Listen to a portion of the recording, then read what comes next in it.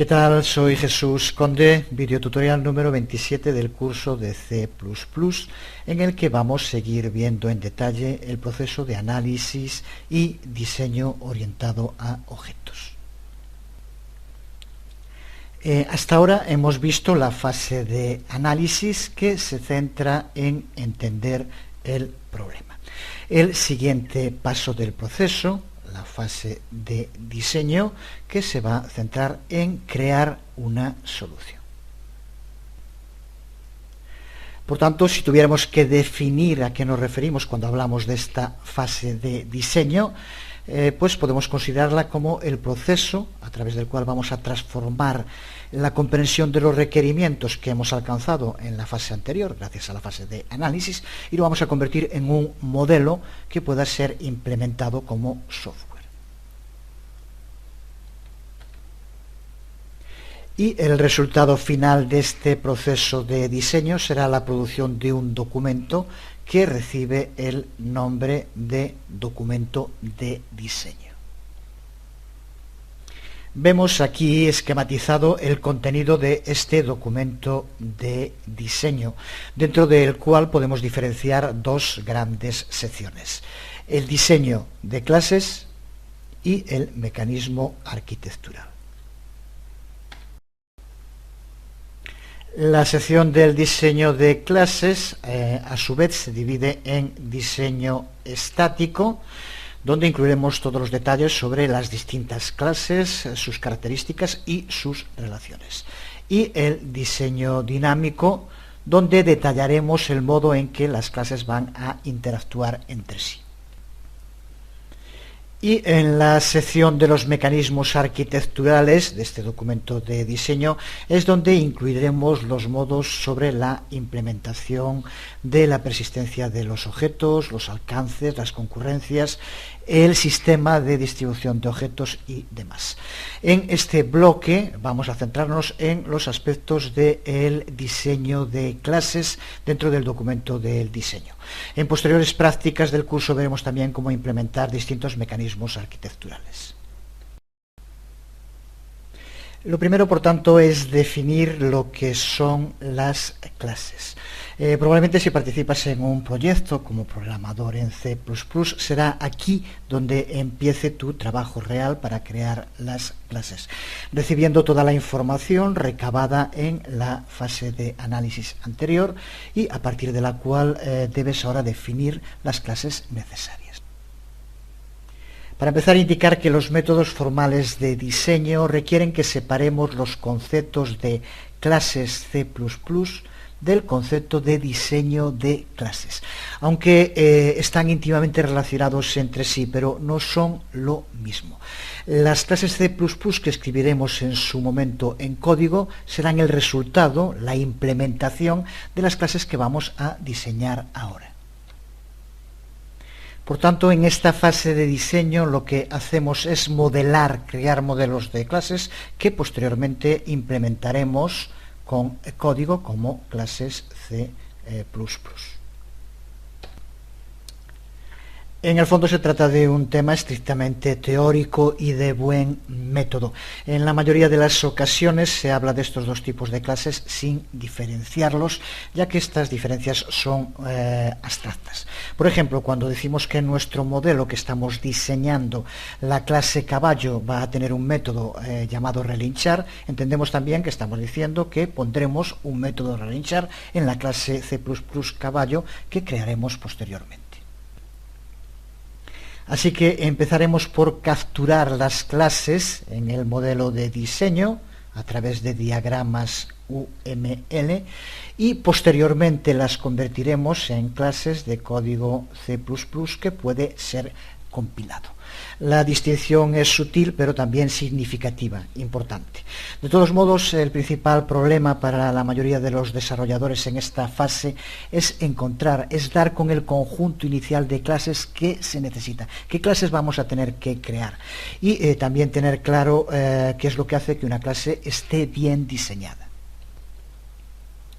Una técnica sencilla sugiere escribir los escenarios de caso de uso y luego creamos una clase para cada nombre que hayamos utilizado en ese escenario. Lo vemos en un ejemplo. Vamos a considerar el siguiente escenario de casos de uso. Un usuario del sistema decide retirar 2 libros de su cuenta en la biblioteca. Cuenta con suficiente balance de préstamos y no supera el límite de 3 libros diarios.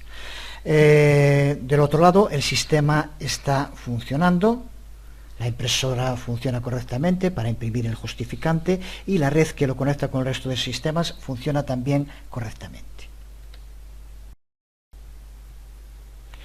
El sistema, una vez comprobada la identidad del usuario y que puede llevar a cabo la retirada de los libros, le pide a ese usuario que indique el autor y el nombre de los libros a retirar, si son ebooks o si son para lectura en la biblioteca o domicilio.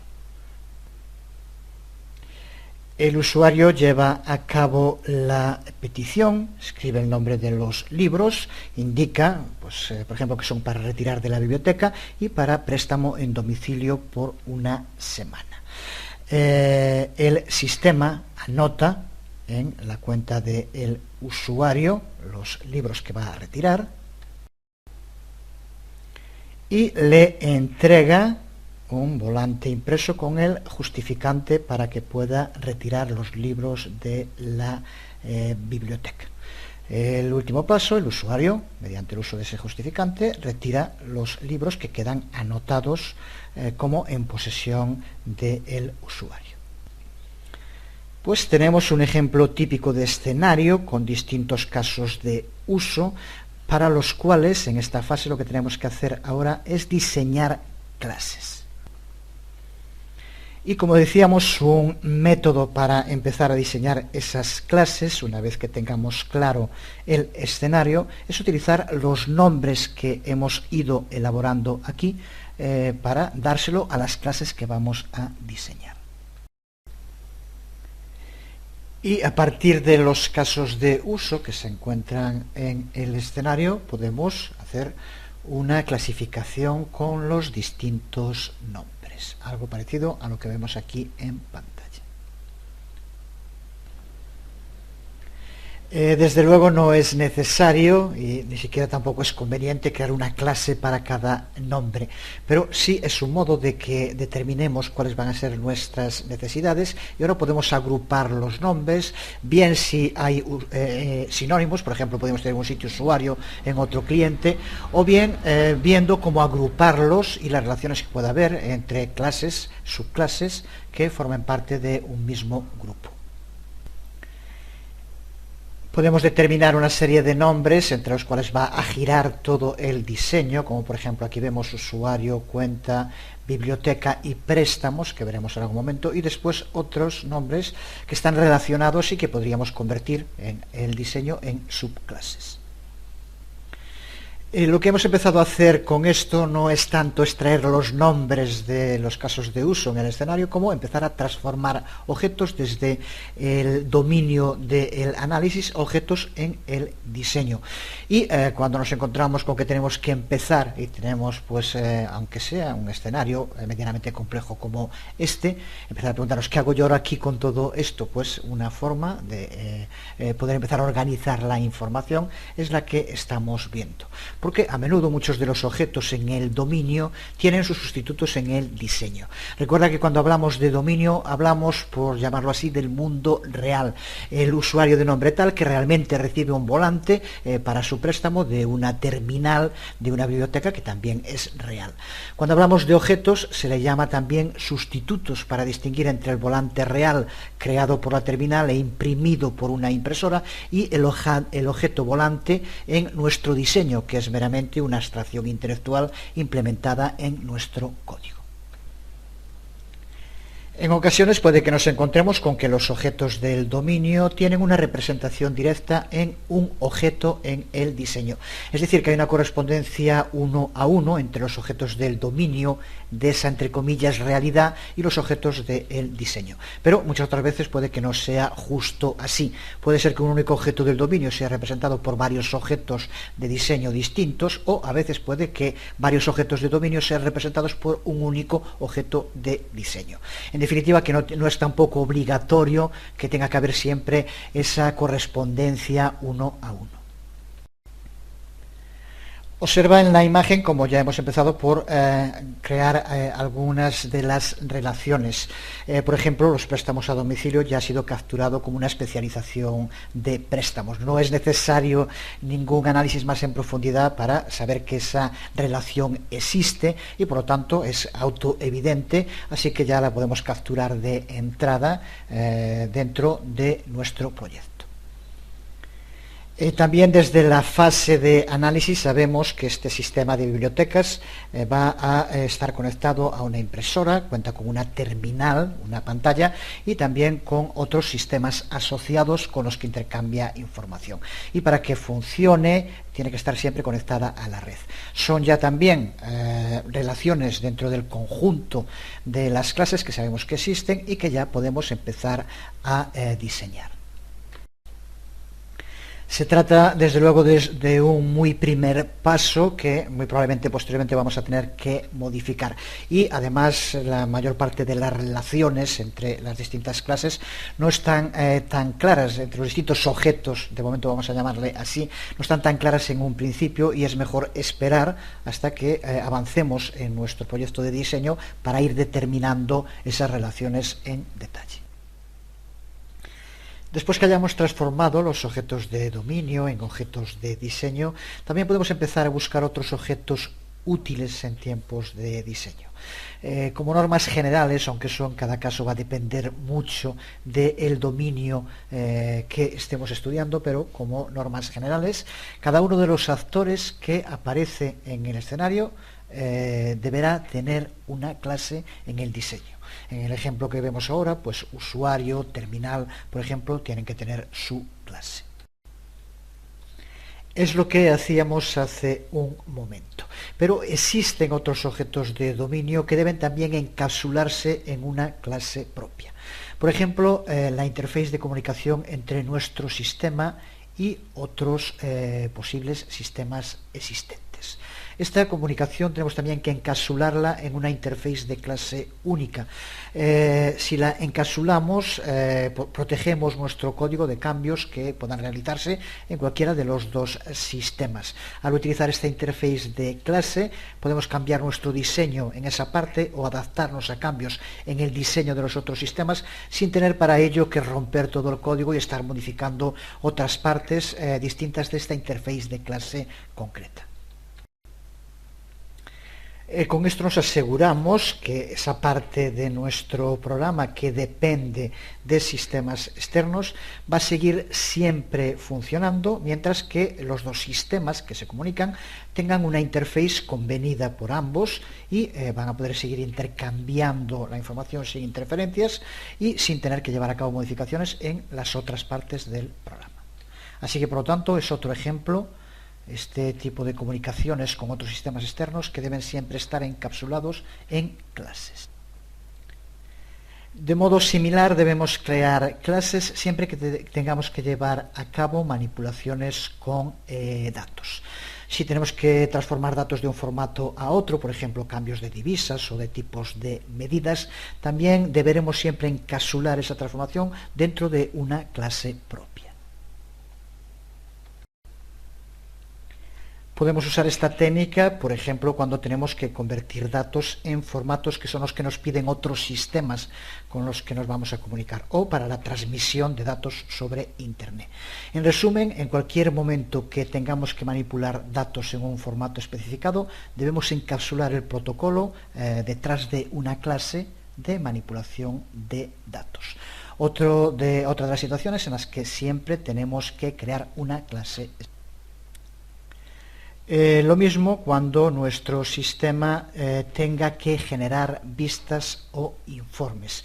Es otro de los buenos candidatos para una clase específica. Ahí podemos incluir todas las reglas para el informe, tanto la información que tiene que recabar y cómo mostrar esa información. Todo eso debemos encapsularlo en una clase, la clase informe o vista. Y por último, si nuestro sistema va a interactuar con o va a manipular dispositivos, sean impresoras, cámaras, módems, escáneres, etc., también todas las especificaciones del protocolo del dispositivo tienen que estar encapsuladas en una clase. De nuevo, podemos crear una interface de clase para el dispositivo, así podemos enchufar los dispositivos con nuevos protocolos y no rompemos para nada el resto del código, no tenemos que estar llevando a cabo cambios en el resto del código. Simplemente creamos una nueva interface de clase que soporte la interface que utilizamos en esta nueva clase encapsulada. Pues con esto ya debemos tener nuestro conjunto de clases preliminar establecido. Desde luego que no definitivo, estamos hablando simplemente de una primera aproximación que muy probablemente tendremos que modificar a medida que vayamos desarrollando el diseño. Pero ahora sí ya tenemos una base a partir de la cual ya podemos empezar a modelar las relaciones e interacciones entre esas clases preliminares. Por motivos de claridad vamos a empezar explicando el modelo estático y luego hablaremos del modelo dinámico.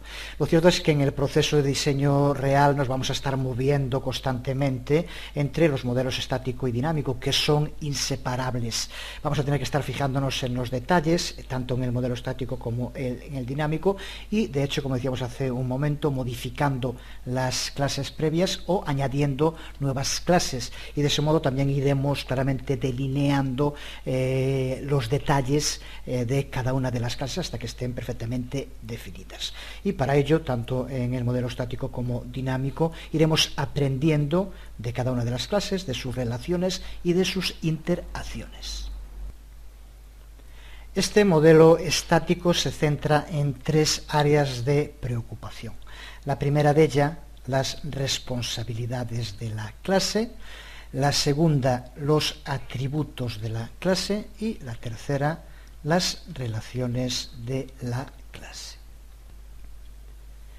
La más importante de estas tres áreas, y en la que debemos centrarnos primero, es en la configuración de las responsabilidades para cada una de las clases. Y respecto a eso, el principio guía más importante es que cada clase debe ser responsable de una única cosa.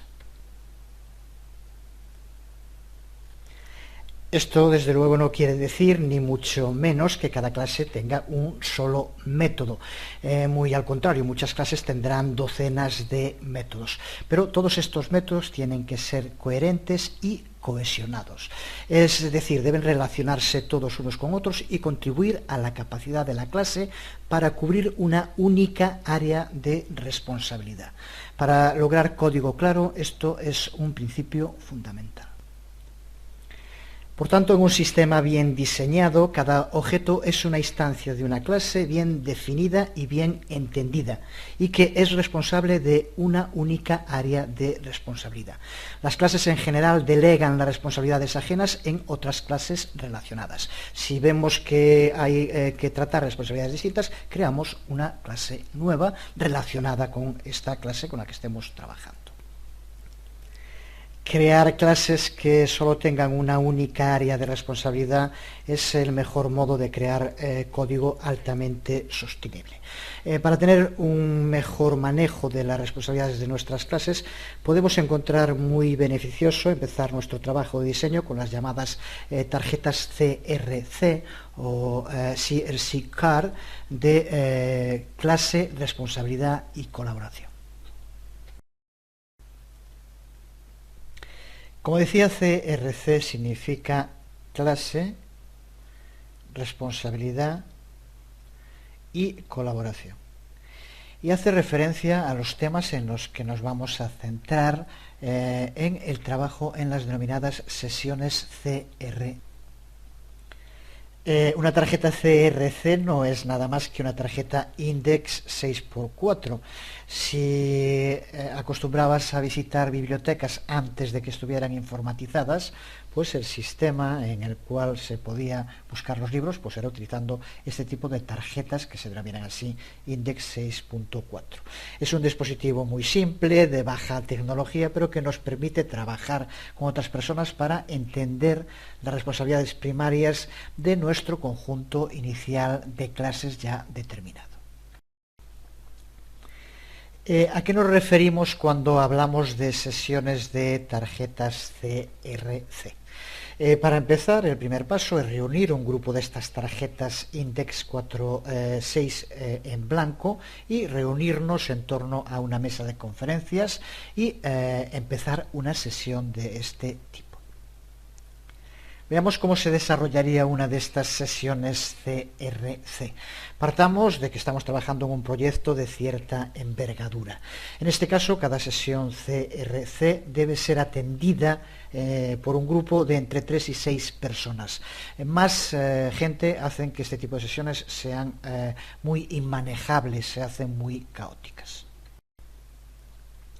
El grupo debe contar siempre con un facilitador, que sería algo así como el encargado de organizar, de ordenar todo el trabajo, mantener la sesión siempre bien encarrilada, centrada en aquellos temas que hay que tratar y no dedicándose a otros, y ayudando a los participantes a que vayan reuniendo la información necesaria y vaya tomando notas de todo aquello a lo que se vaya llegando como conclusiones. Debe contar también con un experto en software, con un arquitecto de software veterano, idealmente alguien que también tenga experiencia sólida en lo que tiene que ver con el análisis y el diseño orientado a objetos. Y también al menos necesitamos incluir un experto de dominio.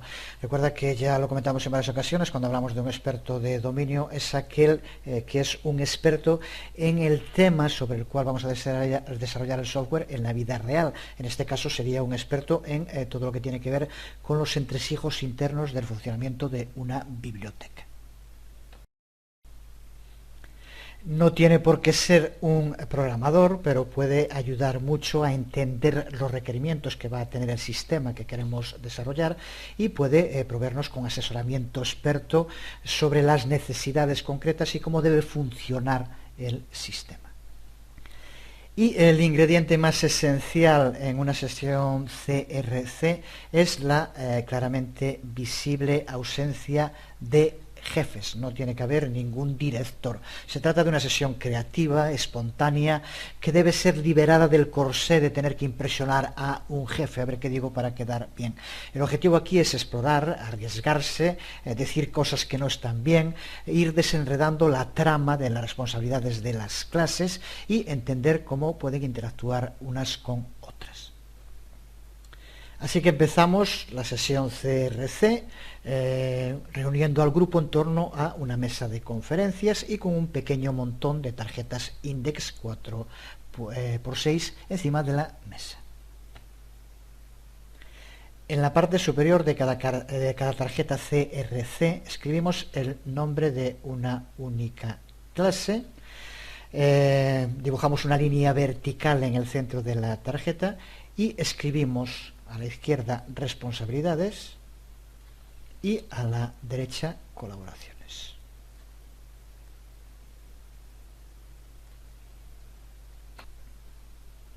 Y empezamos por rellenar las tarjetas para las clases más importantes que ya hayamos identificado antes. Y para cada tarjeta, en la parte posterior, por detrás, escribimos una definición corta, con una o dos sentencias como mucho. Podemos también capturar que si hay otras clases a las que especializa esta clase, y es algo que ya tenemos, que es obvio ya en este momento, tiene que ser algo muy claro, que en algunas ocasiones ocurre, como el ejemplo que ponemos aquí en pantalla. Si es así, simplemente escribimos superclase e indicamos cuál es la clase a la cual esta otra especializa. En este caso, como vemos aquí, préstamos a domicilio es una clase que va a especializar a la superclase préstamos. Por tanto, podemos ya incluirlo de entrada porque ya sabemos, es algo obvio. Pero esta parte de atrás también es interesante para mantener ahí centralizada esta información. Recuerda que en estas sesiones CRC debemos centrarnos en las responsabilidades. Esa es la clave de las sesiones CRC, identificar las responsabilidades para cada una de las clases. En este momento presta poca atención a los atributos de las clases, captura solo aquellos atributos que sean más esenciales y más obvios. El trabajo importante es identificar las responsabilidades. Y si al materializar una responsabilidad en concreto la clase tiene que delegar trabajo a otra clase, entonces captura esa información bajo colaboraciones.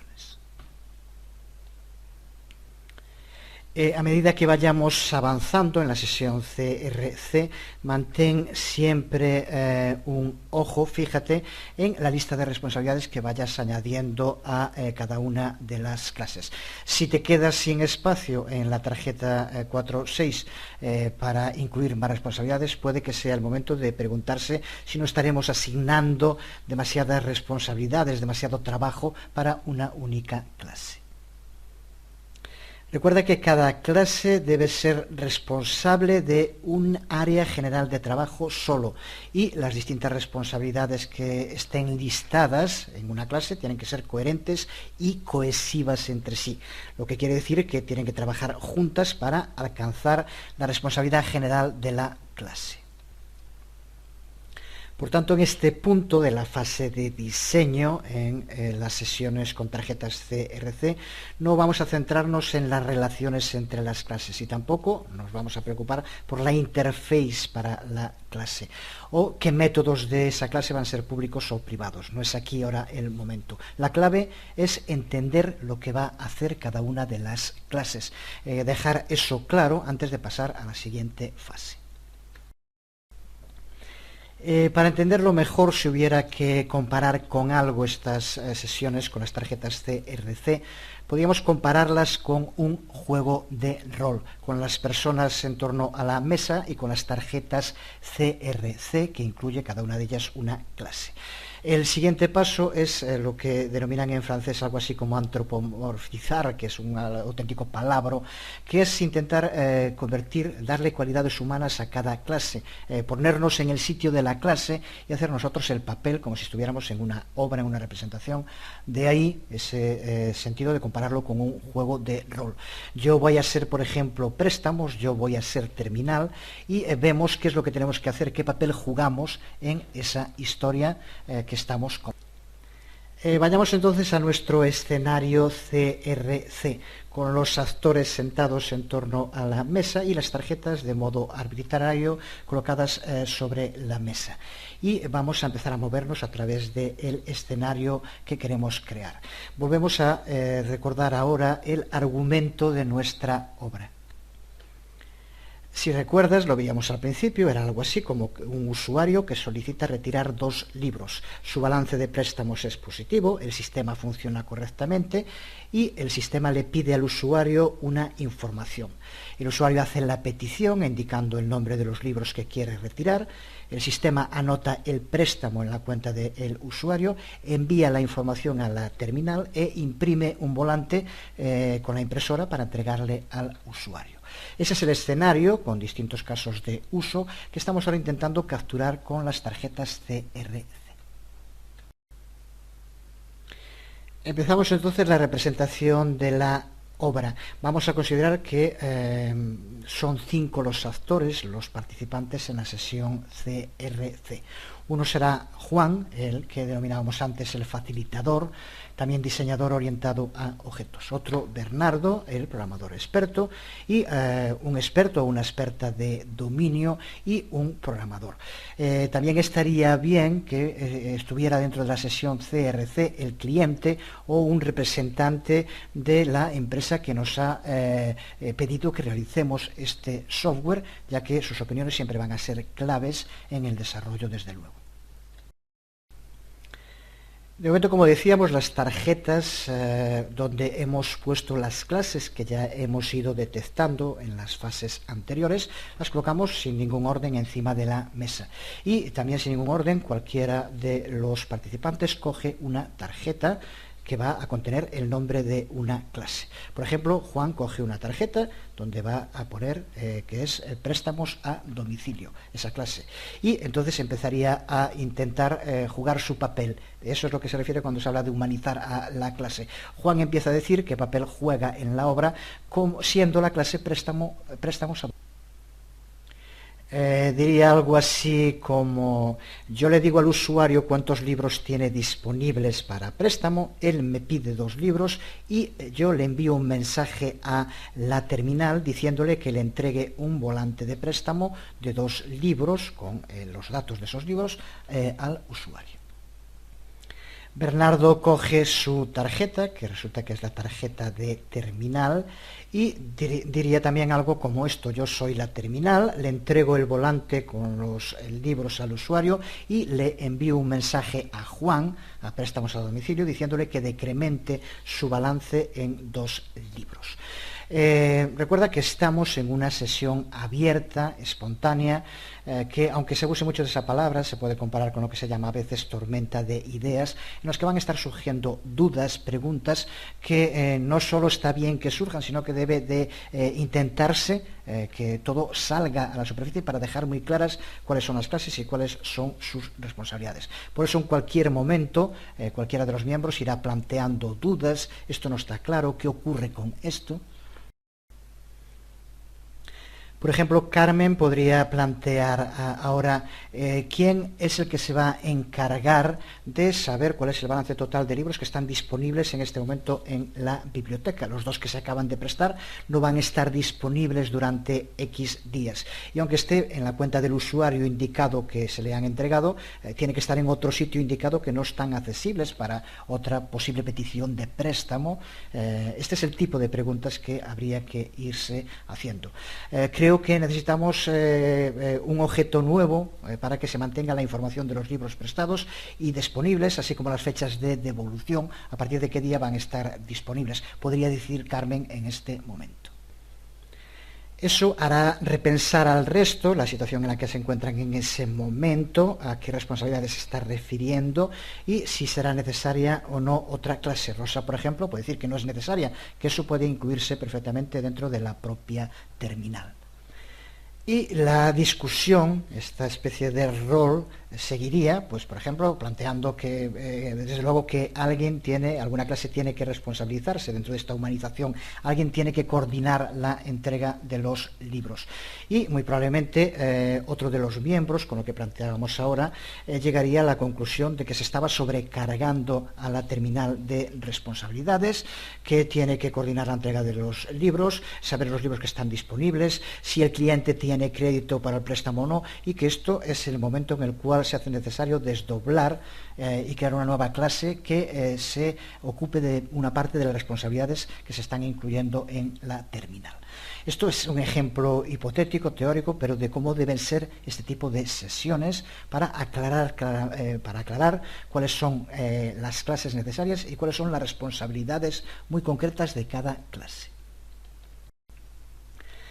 La discusión continuaría, el tiempo dependería de la complejidad del proyecto, pero desde luego se trata de sesiones que tienen que ser muy en detalle. Estamos hablando de algo que no se puede hacer en 5 minutos, como mucha gente cree a veces que se puede hacer.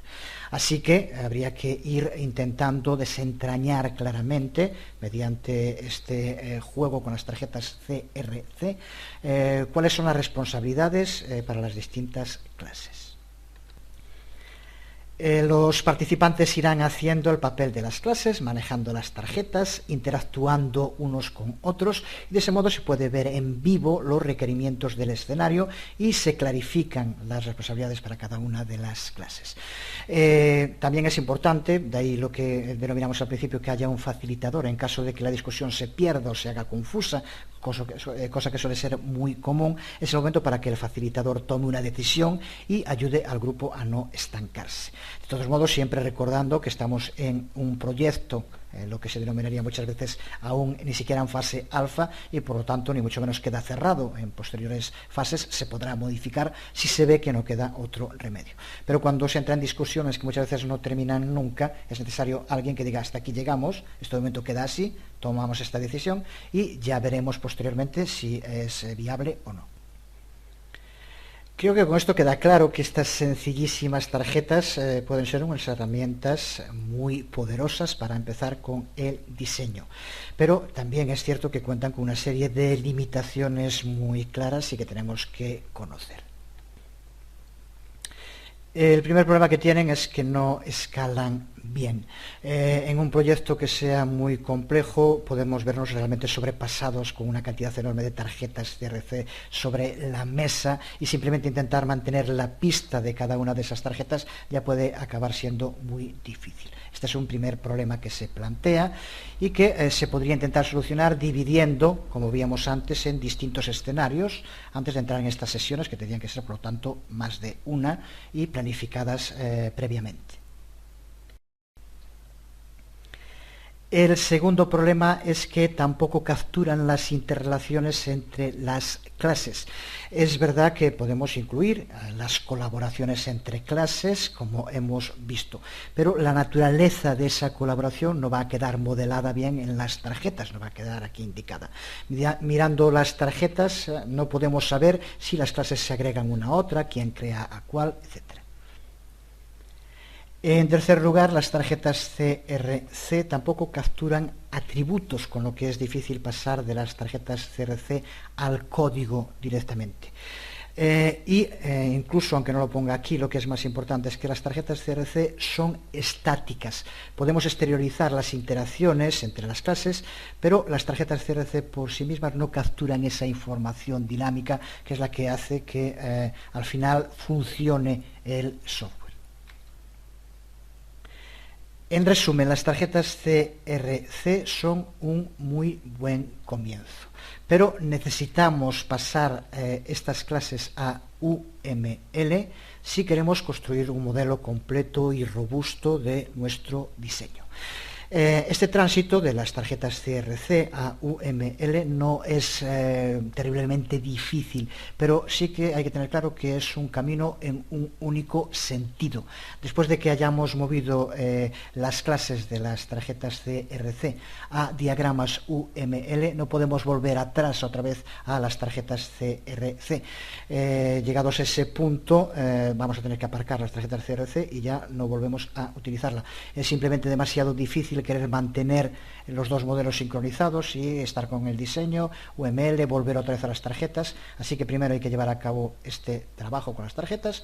Una vez que tengamos claro las responsabilidades de las clases, es cuando tenemos que transformar esa información en modelos de diseño en UML. Será justo sobre eso, sobre lo que nos centraremos en el próximo vídeo tutorial. De momento quedamos aquí. Creo que es bastante denso lo que ya hemos visto y partiremos en el próximo vídeo tutorial desde esta información que ya tenemos gracias a las sesiones CRC, y empezaremos a diseñar nuestros modelos con UML.